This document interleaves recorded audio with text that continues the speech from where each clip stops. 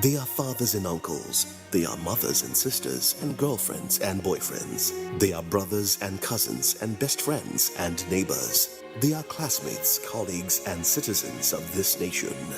They are our defenders and deserve our respect, our prayers, our thoughts. Nigeria, please support our armed forces.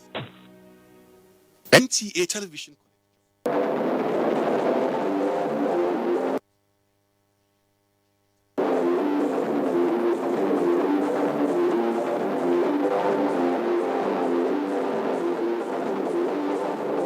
Hello, it's a warm welcome to Sports Ray, reaching live on the network service of the Nigerian Television Authority. And Give George.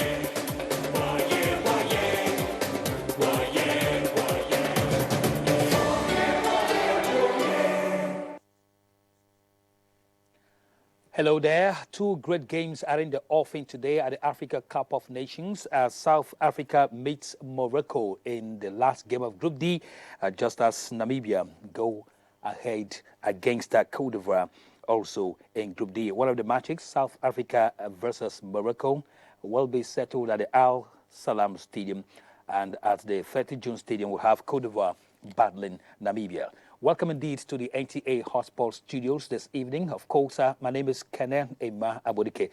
It's pretty getting tougher, particularly as the knockout stages beckons. We know what happened to three-time African champions, the Super Eagles of Nigeria today. We hear, of course, the federal government has gone ahead to almost let them know that nothing has actually gone wrong. They should just concentrate on the next game, as it were. That one came from the Permanent Secretary, Federal Ministry of Youth and Sports Development, Olushola Adeshola. That's the pre-release we hear from Egypt. And it should be a pacifying note for everybody who loves the Super Eagles and still being with them as they continue to seek glory in Egypt as far as the tournament is concerned. Once more, we'd like to welcome you to our studios. Deji Omotoyimbo is here with me this evening. You saw the way it went against the three-time African champions. Nobody was happy, going by the fact that at least a draw would have been more like it. Yeah, well, you would have thought that no matter how the two Super Eagles play, no matter the 11 players from the squad, any 11 players from that squad should have been able to get at least a draw against Madagascar. But hey, these things happen. And what you need to do is take a positive from it, learn from it. It's a wake-up call. So if the Super Eagles go ahead, whoever they play in the next game, and win and qualify for the quarterfinals, all that will be forgotten. So that's the opportunity they have for redemption in the next game. All right, MC Abe, you're welcome to the show today. Thank you, boss. I'm really sad. I'm disappointed. I don't know. I mean, Madagascar actually is not just a country, but just the title of a movie, and they defeated us. I mean, just like a country defeating maybe Nollywood or something. I don't. But it's so sad. I mean, a stupid mistake that we made then. I just hope that, like what boss said, they will learn from it and be positive towards the next match. And the next match, this is super story. The next match very tough because those guys are not ready to come and play E10 with Nigerians. They are ready to hit it and make their points. So we hope to see something good come out at the end of the day. But I'm sad, man. Don't be. It's football. All right, those are the fixtures for today. Like we told you earlier, South Africa, the next game coming simultaneously alongside Namibia and Cote d'Ivoire. That's for Group D. And then, of course, Tanzania and Algeria, as well as Kenya and Senegal meet in Group C later on in the night. We told you earlier that Group D will be playing at Al Salam Stadium and, of course, 30 June Stadium. Those two stadia will serve for the matches as far as today is concerned. And at the end of today, a total of 32 matches would have been played in all. I think we're making progress. We're seeing surprises, and goals are still coming. Look at Congo yesterday, 4. Things are beginning, to unfold. Yeah, the good thing about this format of having 4 third best place finishers is the fact that even if you lose the first 2 games, if you can do very well in the final game, you still have an outside chance of qualification. Like DR Congo, they lost the first 2 games 2-0, 2-0. They came out yesterday, defeated Burundi 4-0, and that 0-goal difference that they have puts them in a very strong position. I'm thinking it's very, very possible if results go their way. If South Africa lose today, if Kenya lose to Senegal later, DR Congo would have, by the virtue of that one performance, qualified for the knockout round. So it makes it very, very interesting. You are not really out of it yet until, until the fat lady sings. So that format makes it very, very exciting. So we look forward to some exciting. It makes the final group games very exciting because most teams still have something to play for, even if they have lost 2 games prior. Exactly. Let's go for the match info right now. We told you it's all about Al Salam Stadium in Cairo. Of course, that's where South Africa and Morocco. This stadium is supposed to be full today because of the fixtures it is holding. The 30,000 capacity city stadium should be looking more like it. Just in 2009, it was opened. The temperature is our concern, 35 degrees Celsius. And of course, that's where Morocco should be the ones enjoying that weather. Because they are used to it practically, so it won't be too much of a problem for them, And I hope the stadium gets filled up today because we've not been seeing a lot of support from fans or from the Egyptians when it comes to other nations playing. But we hope we get it filled up today, and something nice will come out of it, Morocco, Atlas Lions of Morocco, and Bafana. I just heard that Bafana means boy. The boys. Okay. The boys. Let me call them boy. Bayana, the girls. Okay. I thought it was boy. It sounds rhythmic, right? Yeah. The girls. Bayana. The boys. Bafana. Okay. All of the men. That's the Super Eagles. I wish. Okay. All right. Okay. The 2 teams, South Africa and Morocco, have actually met for some couple of times in the past. The form guide is so useful to us at the moment so that you will understand the game we are talking about right now. South Africa claiming their 3 points in the tournament already against Namibia.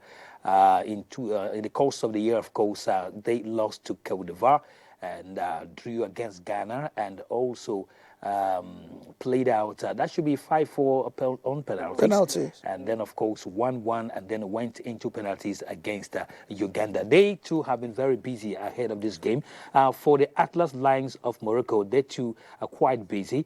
All 3 in 2019. Talking just the last 5 matches, 1-0 against Cote d'Ivoire in this tournament. Morocco, again, defeating Namibia. That's those where they picked their 6 points. And losing against Zambia, who are not in the tournament this year. They also lost 2 other games, Gambia and Argentina. So look at that. They lost all their friendly matches. Yeah. And they're doing to the tournament that they won the first. Yeah. They're not the high scoring side so far, but 6 points they have gathered, just Honestly, like we scored 2. Apart from the game against Namibia, they were a bit disappointing, and Namibia were very unlucky to lose that game because if you remember, it was a late own goal that gave Moroccans victory. But against Cote d'Ivoire, they were very impressive. The movement, the pace, the playing, El Nasri, Ziyech, and Amrabat in attack, they play some delightful football. Yeah. So South Africa have their work cut out in this game. Well, interestingly, I don't think the 2 teams have actually. They're talking about the head-to-head 6 meetings, I suppose, or 5 in the tournament itself. South Africa, Morocco. In 2013, they met. In 2013, again twice. 3 draws. 3 draws. And of course, South Africa winning 1. So that is likely to give the Bafana a boost as they go against this Moroccan side that we also know the their potency in attack, because even the 2 games we've watched, they did well in attacking, but they were very unlucky not to have scored a handful of goals. But 2 goals like the Super Eagles were enough to take them into the second round. Well, but you saw that they had a lot from other games that they played. It was just draw. It was just only one that they won, which was just 2-1. And at the end of the day, maybe something happened during that game. So it was by chance, I'm sure, that they got that score, because I don't think that they will be able to pull through, given the strength of the Atlas Lion of Morocco. I don't think so. It might maybe something happened. Maybe somebody tripped, or I don't know. But they won, but for today, I doubt seeing them taking that edge over. It's going to be very vavious, a perlutious electoire. You know what I'm just saying? Exactly. Here is how they stand in Group D at the moment. Morocco topping that group with 6 points from 2 games. Cote d'Ivoire won a game and 3 points. At least South Africa 3 points too. Namibia are the whipping team for now, but anything can happen at the end of today, gentlemen. We know that South Africa is looking for a victory against Morocco. Now, how possible can that be? Well, it's possible. The South Africans will take a lot of courage from, when the final qualifier was against Libya away, and they needed to win to be sure, or they needed at least a draw to win to be sure. We're the same group, and they went there and they won. Although the match was played, I think, in Tunisia because of internal issues in Libya, security and all of that, but they went to North Africa and they won that game to qualify for this competition. So that should give them a lot of belief in themselves that we can get a result from this game. But I'm just looking at the way they've played the first 2 games. They've been a bit disappointing. Yeah. They've not created much in an offensive sense. Yeah. And the Moroccans have looked like a very, very solid unit, even though they too have not played particularly well. Yes. 1-0, but the last game against Cote d'Ivoire is a very, very tough team. They won that game. And you have to respect the coach the Moroccans have in this tournament. Javier Renard won this tournament with... was it Zambia? And then won it again with Cote d'Ivoire. In the last 5 tournaments, he's won 2 of them. So, he's the only man that's won it with 2 different countries, and he's coming again. And he knows how to play tournaments. He knows how to navigate. He knows how to get results. South Africa would feel that it's a game they can win. They are talented enough to win it, but they're coming up against a very, very experienced team. Coached by a very, very smart coach. Exactly. We do have a lot to talk about in the fixture against between South Africa and Morocco, but do stay tuned. Let's quickly go for a short break. Have you paid VAT? Yes, VAT, Value Added Tax. VAT is a tax paid on all goods and services and remitted by the seller of the goods or provider of the service to the government. 5% VAT is added to the total cost of goods and services in Nigeria, and when remitted to government, is used for funding development.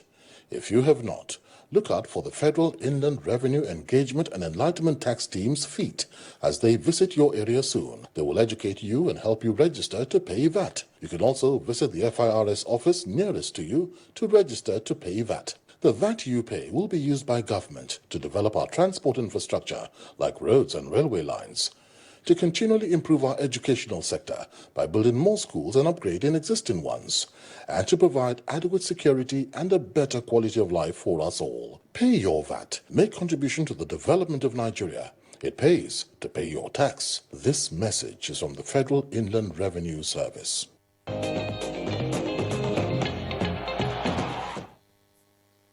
It's going to be the final game in Group D. South Africa up against Morocco. Namibia and Cote d'Ivoire will also do battle.